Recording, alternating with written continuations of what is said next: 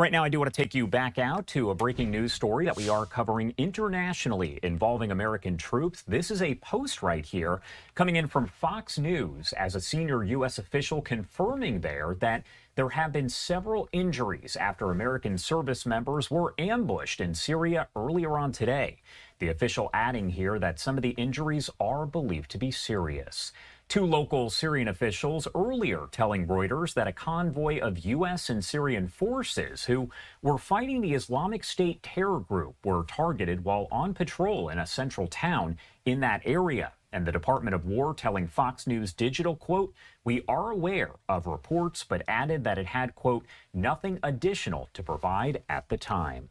Jennifer Griffin with Fox News, who joins us quite a bit, posting this on social media saying a senior U.S. official confirms to Fox that there have been multiple injuries after U.S. service members were ambushed in Syria.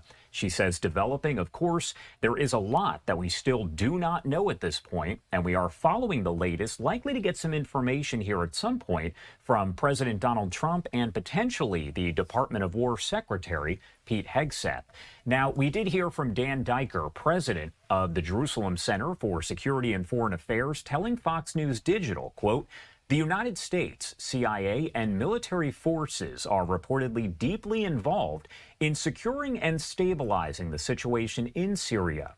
As of June, the U.S. had about 1,500 troops left in Syria after withdrawals and consolidations that were ordered by the Pentagon, and that number expected to drop to just several hundred by the end of this year." That's according to Jennifer Griffin. Griffin did report that the U.S. had 8 bases in Syria to keep an eye on ISIS since the U.S. military went to prevent the terrorist group from setting up a situation taking place there in 2014, although 3 of those bases have since been closed down or turned over to Syrian Democratic forces. Monday, tens of thousands of Syrians flooded the streets of Damascus to mark the first anniversary of the Assad regime's collapse 1 year ago.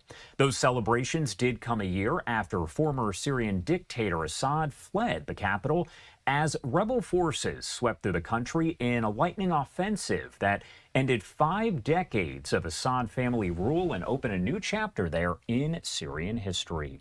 Again, we are working to get some more information here as a senior U.S. official confirming to Fox that there have been multiple injuries after U.S. service members were ambushed in Syria. No number released. We know that some of the injuries are believed to be serious, but that is it at this point. And we are waiting for some potential comment here from President Trump or others, possibly the Secretary of War, Pete Hegseth.